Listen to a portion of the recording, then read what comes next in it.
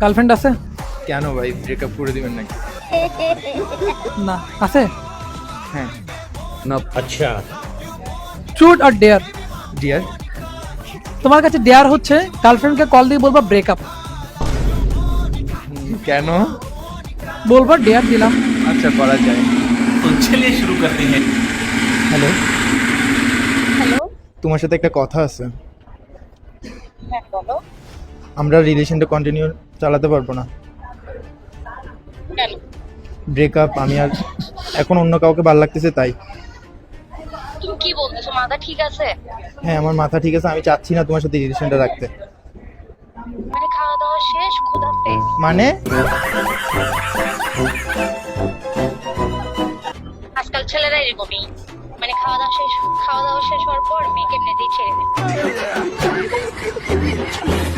আজকাল ছেলেরা এরকম। তুমি তো আমাকে এক টাইমই দাও না, আমি তোমাকে যখন কল করি তখন তোমার নাম্বার ব্যস্ত থাকে কেন? তুমি নিজে আমাকে টাইম দাও, তুমি তো টাইম দাও না। তোমার থেকে বেশি টাইম দেয় তোমার ফ্রেন্ড আমাকে।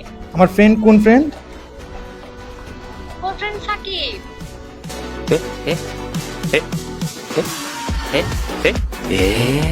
আর কি কি করে ও?